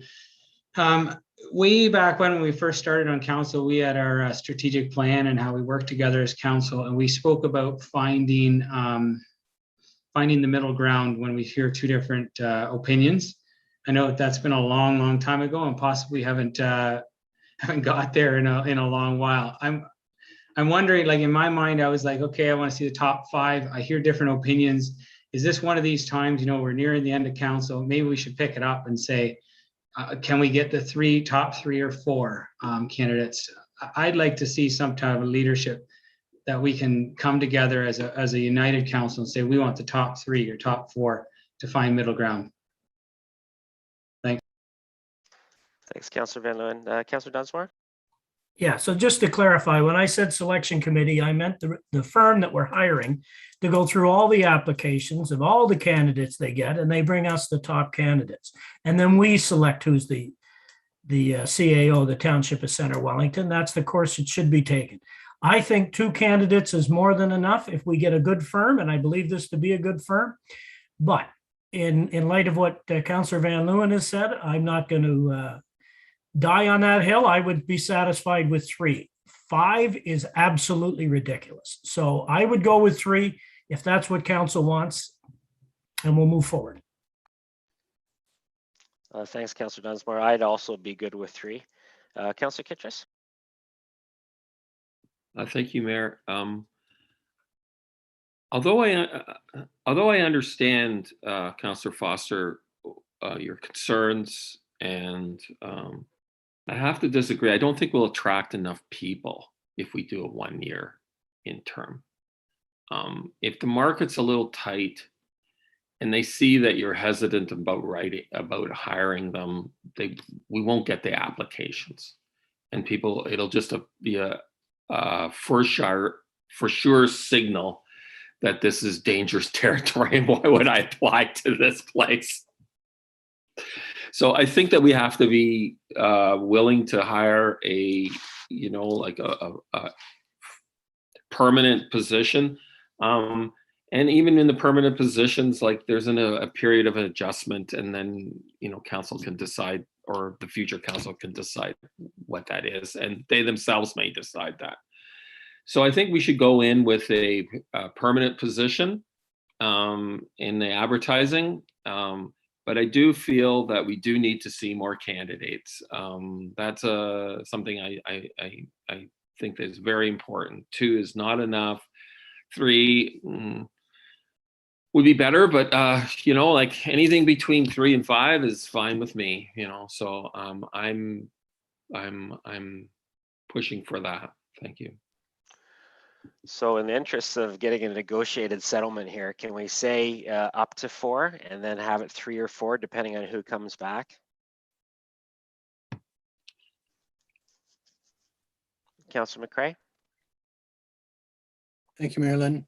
Having been involved in recruiting at all different levels, it's quite a process. It's time consuming. The biggest challenge as a recruiter and part of the interview team was making sure you had everyone in the room who wanted to be there. And you also have to remember the schedule of the person you're bringing in, whose employer may not know they're actually applying for the job. So while I prefer 2, I'd be happy with 3 as a max, but no more than that. And also I prefer that we're looking for a permanent candidate rather than a 1-year. Otherwise, you're repeating this whole process again after 1 year. Okay, any final comments, anything new? We've talked about a lot of stuff. Anything new? Councillor Foster? Thank you, Mayor. I don't think 3 is enough. I don't think there's anything ridiculous about us having a look at the breadth and caliber of candidates. This is a very important decision and we want to get it right. I don't think 3 is enough. I think it should be stated, Mayor, the top 4 is acceptable. I take the points of my colleagues that maybe 5 is a little high. I don't think 3 is enough. Let's go with 4. I think seeing the breadth of candidates is a really important way to ensure we've got the best person for the job. That to me is essential. Maybe I wouldn't mind having a comment from Rashid as the HR professional. Let's get beyond the conceptual discussion of not enough, too much. Let's talk about 3 or 4. Rashid, can you offer your expertise on 3 or 4? Okay, how should I say it? Thank you, Mayor Linton. So in my last CEO recruitment, I can tell you that a very united council, we were able to attract the persons, about 67 people. We had some kind of contact with a search firm. Out of those 67, we had shortlisted 6. And out of those 6, the council met with the top 3.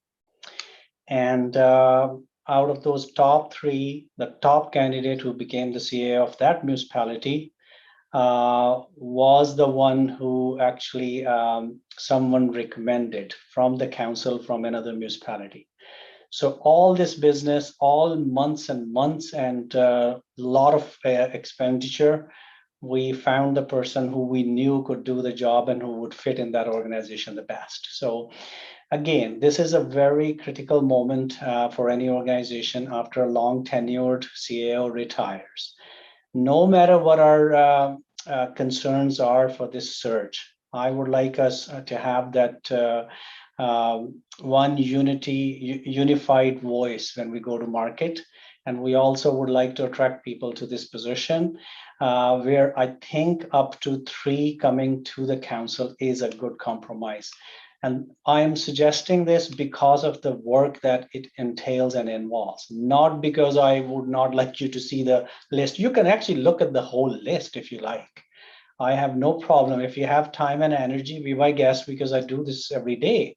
I have recruitment files which have this many resumes printed. And depending on you, if you have enough time, 3 is a very appropriate number versus, you know, and this 3, remember, is coming to you after search firm has gone through every person and interviewed them, whoever they found to be a right candidate, and try to convince 7 out of, imagine if 7 people they have interviewed and they have just put their names forward and their top 3 are, whoever the top 3 are, you go through those top 3. That is the total unbiased nature of this if we take the recommendation. Even search firms working with you need to feel that they have your blessing and they have your support in running the search, how it's done out in the market.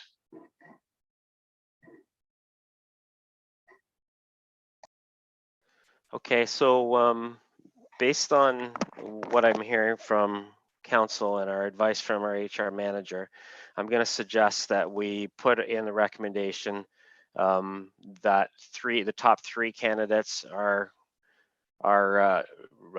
selected by full council. Do we have to put, I'm going to ask our clerk, do we have to put that right in the recommendation here? No, that's not necessary. I think you summed it up when you indicated, based on what you're hearing, that the firm will take that under consideration and bring the top 3. Point of order, Mayor.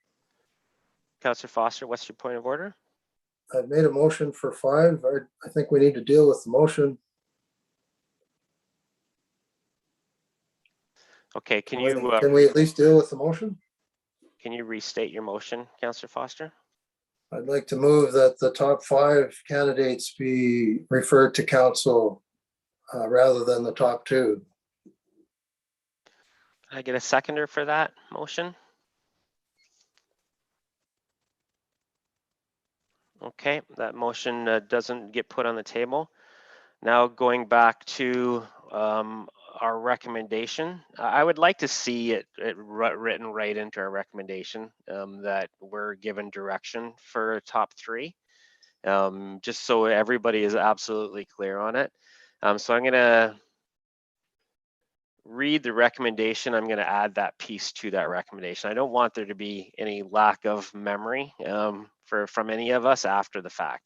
So I'm going to read the recommendation, so please bear with me, that the Council of the Township of Center Wellington award request for quotation assistance in hiring a Chief Administrative Officer to Waterhouse Executive Search at a total upset limit of $24,000 excluding HST, and that the top 3 candidates be interviewed by council as part of this process. Mover for that, please. Councillor Dunsmore, second by Councillor McCray. All in favor?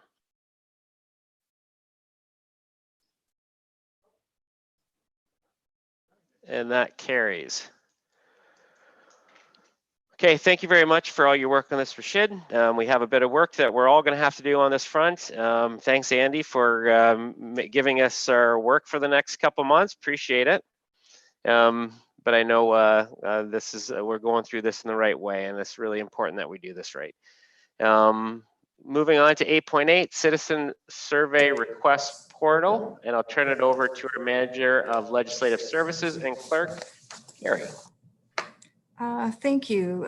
Through you, Mayor Linton, this is an exciting project that staff from various departments coordinated the design based on the most common request received and the implementation of a reported portal. This allows citizens to file requests for service directly through the website. The request is filed directly into our CityView software or citywide software system. And in most cases, a work order is generated and assigned to township staff for follow-up and action. I'll ask Lisa to share her screen now, and we'll just go quickly through a little demonstration if you haven't had the opportunity to take a look.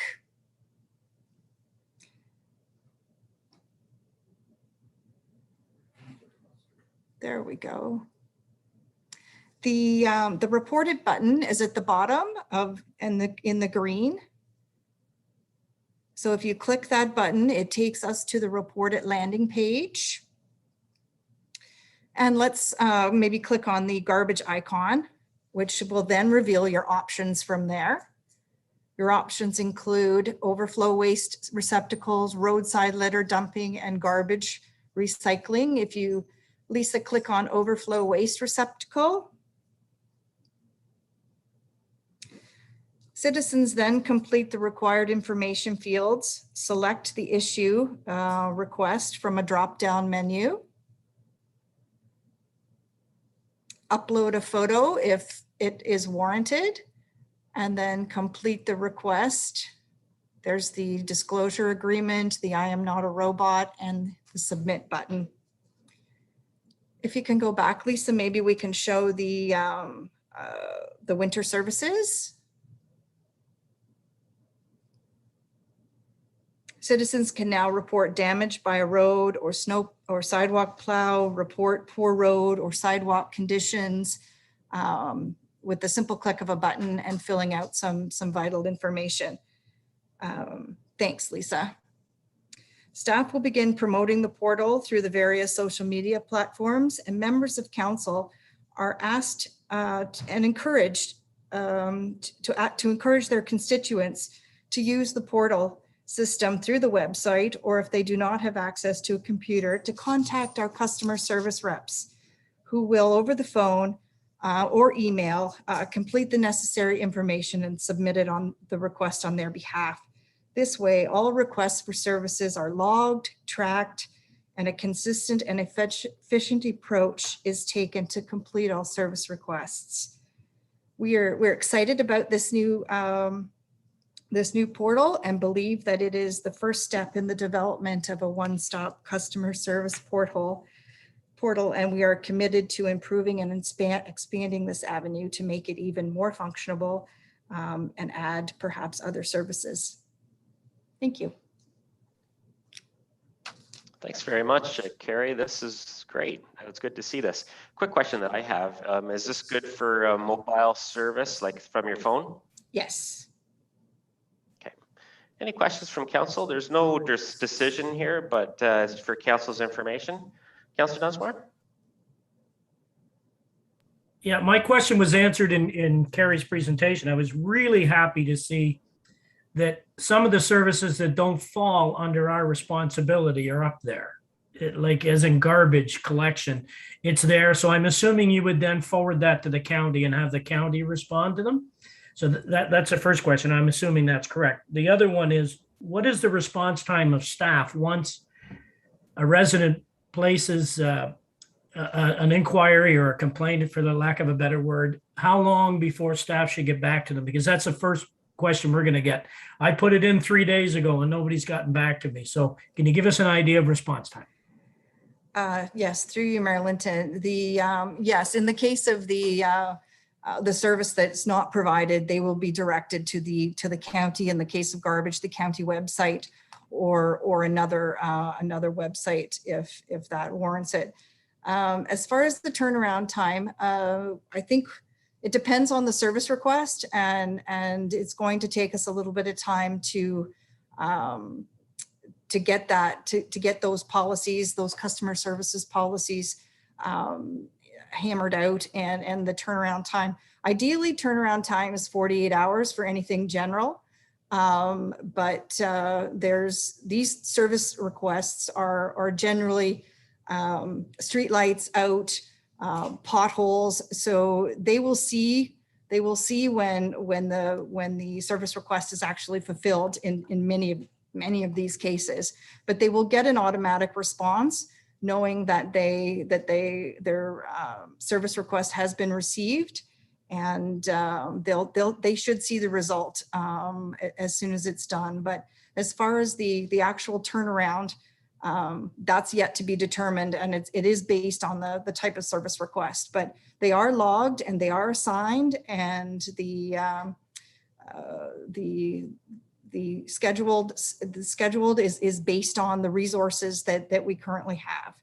I should also note that this was developed with existing services and existing resources, and we didn't spend a dime on this project. So we're very proud of the people that came together to help us with this, and it didn't cost us any money, just some time. Thanks, Carrie. Did you have a follow-on, Councillor Dunsmore? The follow-on was to ask if they got an automated response, and Carrie answered that. So they'll get that response. They'll know it's in the queue. And then I understand that wait times will vary according to the time of year and how busy staff are, but at least they know it was in the queue. Councillor McCray? Thank you, Mayor Lynn. I think it's a great idea. Question I have is, will this also generate reports and maps to assist staff in understanding where maybe you have some potential challenges in a certain area? Like I know we've been looking at with the QMS, tracking on maps where we're getting the water quality issues in terms of discolored water. So I'm just wondering, do you have this reporting structure built in as well? Through you, Mayor Linton, this is part of the citywide software system. So there is quite a good reporting mechanism through that software system. The key is to make sure that all these types of requests are funneled through the citywide program in order for that information to be as accurate as possible and to receive any reports out of it. That's why if members of council do receive those kinds of calls, it is important that this information get funneled through this program so that our data is accurate and that reporting system is accurate. Okay, thank you. Councillor McElwain?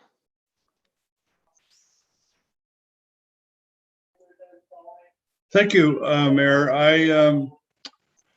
I'm just a little concerned about the direction of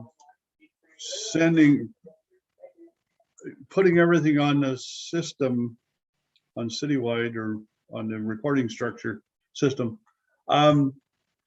We were kind of elected to represent our constituents, and they expect to be able to call me up and get an answer and have me get back to them, because I've been doing that for 15 years. To all of a sudden say, sorry, we're going to put you into the queue over here instead of me getting back to them. I feel uncomfortable doing that. I just feel that we're not giving our constituents the personal response that they are used to, and waiting for us. I mean, we've all waited for systems to customer service representatives to get back to us from one company or another, and if we just become another one of those, we're going to make people nervous about our service, I think. Carrie? Through you, well, this is a far more efficient way of filing those service requests. You still will receive complaints that perhaps are outside of this system, but the methodology behind this is if it is a service request, then this is the most efficient way for them to file the request, have it logged according to legislation, tracked, and there would be follow-up if, for instance, it was a tree concern and there was difficulty identifying exactly which location, or if there was litter on the trail and there was difficulty locating the actual location, then there would be follow-up from staff directly with the individual. So it's not that they don't receive any attention or any direct contact, but for those simple things to report a street light, this is a very efficient way of doing it. Litter, if we know where it is, we can get it. It's efficient and it's tracked, and then our performance in that regard can also be tracked. Yes, it maybe does cut out council in some of those simple service requests, but I still submit you're going to receive your fair share of complaints that are outside of the service request. Councillor McElwain? Thank you, Mayor, and thank you, Carrie. And I agree, we are still going to receive our share of complaints. But to say, I mean, for me to then put it into a tracking or ask the constituent to put it into the tracking system and me not get back to them with a response is where I feel uncomfortable. I mean, if I thought, okay, it's going to go into the queue and it's going to come back to me within a certain time so I can get back to the constituent, I'd feel more comfortable, but I don't think it's going to get back to me at all. I'm out of it immediately. And that isn't the way our constituents expect us to get back to them. I think we're just pushing aside our responsibility as councillors.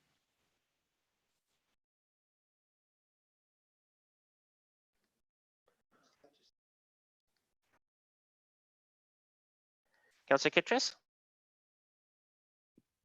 Thank you, Mayor. I have to say, I think this is actually fantastic. It's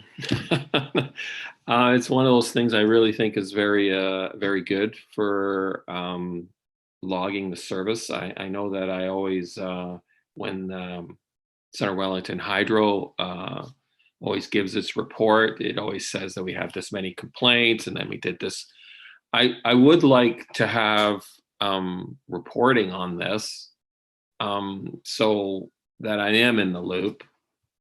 And I'm wondering if that can be structured into the program so that I am part of, I sympathize with Councillor McElwain about that, like, because if it gets logged in and then they come, because if they don't have service fast enough, they're eventually going to phone me. And then I'm going to say, well, yeah, I didn't know anything about this. And then I'm going to have to go through a lot of work to figure out, because they said, oh, I logged on this and that. So I'm just wondering if part of the communication process, the councillor could be in the loop.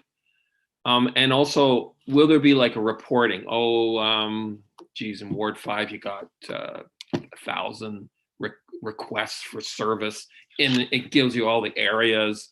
And then you kind of know where the service has been done and you can comment on it. So I'm wondering, like, is there going to be part of that? Like maybe every 3 months we see some sort of report, because you have the program, right? So that's just my concerns. I think it's great. I think it's like, absolutely go ahead. It's just the reporting back and the communication. That's my concern. So I don't know, can you answer that? Right. Well, through you, we can certainly investigate it. We used an existing program and kind of MacGyvered it to make this happen. So I'm not familiar with the reporting structure, and that this is your asset management software that we're using it to track service requests, and then we added the website portal onto it. So it's a bit of a MacGyver system. So we would definitely investigate the reporting and the strength of the reporting structure. Maybe Dan, I don't know whether Dan can elaborate on that or not, but we can definitely, it is a very powerful software system. The search engine is very good. So I'm sure we can investigate the reporting structure and see what we can come up with. Dan? Yeah, thank you, Mayor Linton. Yeah, this is our asset management software. The intent here is that when service requests come in, staff have the ability to trigger work orders. This is technically a work order management system. And those work orders are assigned against assets so that we can track the service requests on various assets, and that informs our decision-making in setting budgets on replacement, rehabilitation, and maintenance needs on those assets, given that we've had so many service requests or so much work done on various assets. So it's going to be very useful from that point of view. We will definitely look into the additional reporting capabilities if that's what council is looking for, but it's definitely going to help our asset management planning and our decisions on various assets. Councillor Kittredge? Thank you, Mayor. Thank you for all those responses. I do feel strongly that if you could investigate those reporting aspects and the strength, and then maybe come back to council and tell us what is possible and what is not, that would be helpful. Thank you. Councillor, any other comments from this? Councillor Foster? Thank you, Mayor. Sound check, testing. There we go. Thank you, Mayor. I get the IT part and the tracking, but I agree with Councillor McElwain. When citizens have an issue, they need and want to talk to a real person, and that's what troubles me about this. I realize it's maybe more efficient, but the human element is an important thing to me as well. I agree with Councillor McElwain. I have some reservations about that.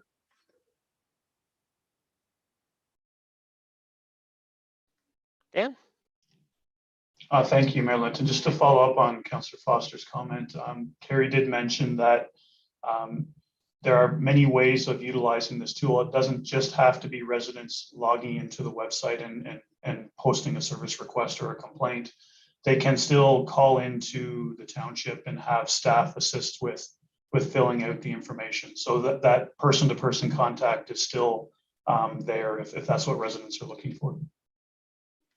Yeah, and I think there has to be clarity. I mean, this is just tracking what's done, so that you have an understanding of when a process starts, it initiates a work order within the town, and then there's follow-up, and this tracks the whole process.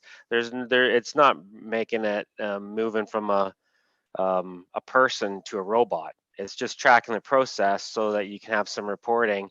And I think there's lots of opportunities, as Councillor Kittredge was talking about, to start to track what sorts of concerns, like, are we getting a glut of concerns in this area or complaints in this area, and helps us to be a little bit more deliberate about how we address it. I mean, I don't see it taken away from our job as councillors personally. I still think I'm going to get a lot of calls, and maybe part of my role is to walk people through how to use this new system, and then make sure that when they're followed up on, I'm there for them to talk to you about how they like that process, and we'll make tweaks to it as we go by. But I appreciate staff bringing this to the table because it demonstrates that we're being deliberate about customer service. And that's something that we always haven't been, and it's important. We want to make sure that the customer service is a high level. When somebody connects with the township, that we're tracking it. It means something to us. to me, I see it enhancing the interaction with our citizens because we're taking it more seriously. More seriously means that we're tracking and we're making sure it's accomplished at the end of the day. And then we can talk about things like performance measures. How quickly? How can we make the time that a citizen contacts the town? How can we streamline that process so it's a shorter amount of time between that first interaction and when we tie a bow around something? And to me, we're being more deliberate, and then we can develop some performance measures and keep getting better at the function of customer service. And I think that's kudos to our staff team for bringing this to the table, because this is an innovative approach that the best municipalities are doing to make sure that our work is being driven by the customers who we serve. So thanks to Carrie and her team for bringing this to the table. Any final comments on this, Councillor Kittredge? Thank you, Mayor. I have to say, this is one of these few times where I actually agree with you totally about the customer service aspect of, our municipal services. I want to know that the citizens will get this like somehow in their tax receipts, so they actually use it. I would like to be reassured that we will get reporting and be able to access it, and it'll be an objective thing. So those are just my concerns, but I totally agree. It's a great service to be able to track all this stuff. Councillor McElwain? Thanks, Mayor. I agree as well. I think it's a great service. And I certainly appreciate the fact that staff did this at no cost without hiring consultants and everything else. So it's it's a good job, well done, but it's cutting council out of the process. And councillors are the ones that our constituents expect and should expect to make sure that their issues are heard and acted upon. And so if they come back to me after 2 days or 3 days and I don't have a report or have no information about what's happening, I'm not doing my job and the township is not doing their job. So that reporting has to get back to us in some way. Councillor Van Leeuwen? Thanks, Mayor. I haven't really chimed in much, but I think that this is an important thing that we have. It's a huge customer service aspect. And I think that there's one thing we as council should remember: we're not part of the process in regards to the day-to-day activity. I think if you look at anything within a corporation, a company, we want citizens to be able to engage with staff, engage with department leaders, and engage with those who are going to conduct the service directly. But if there's a problem, if there's an outside concern, that's when they would go out to council and say, hey, I've done this, I haven't heard anything back for 2 weeks, 3 weeks, can you help me? That's where we fit into the play and say, we come back to the table, we speak, maybe there's a reason, and we can encourage, speak a little bit about why it's maybe taking longer, or even give a little push and say, hey, we need to deal with this. But the actual day-to-day process, we shouldn't be involved in taking phone calls over and over and over in regards to the regular day-to-day concerns. So that's where I think this is fabulous. Residents still have full access to get back to us as councillors when there's concerns. And I think this is wonderful. So good job. Thanks. Councillor McCray? Thank you, Mayor Lynn. To Councillor Kirk McElwain's point, I mean, there's always the option, if we get a call from a resident and we're chatting with them, we can gauge whether or not they feel comfortable to go online and do this, or we can, as a public servant, fill it out ourselves. Go online, fill it out, and then we will get an update on when it's been responded to. So there is still that option as well. Good, thanks, Council. There's no action required. This was just for our information to let councillors know that this enhanced service was available for our citizens. And more will be coming on that, and encourage you, anything that's sent out over social media, encourage you us to share that on our own social media accounts. 9.1 is our bylaws. We have 3 bylaws there. I have a recommendation that's bylaws 2021-44 through 21-46 be read a first, second, and third time and passed and signed by the mayor and clerk and the corporate seal affixed. Can I have a mover for that, please? Councillor Dunsmore, seconded by Councillor McCray. All in favor? Opposed? And that's carried. Notice of motion. We have a notice of motion from Councillor Kittredge in your package there. So that will be talked about at our next council meeting in October. And I will give him the opportunity at that point to introduce that motion, and we'll have debate as a council at that time. Confirmatory bylaw, I have a recommendation that bylaws 2021-47 to confirm the procedures of council at its meeting held September 27, 2021 be introduced a first, second, and third time and passed in open council. Mover for that, Councillor McElwain, seconded by Councillor Van Leeuwen. All in favor? Opposed? Councillor Foster, how did you vote that last one? Councillor Foster, how did you vote that last one? Opposed. Okay, thank you. A motion to adjourn. Councillor Kittredge, second by Councillor Van Leeuwen. All in favor? And we are adjourned. Have a good rest of the day. We'll talk.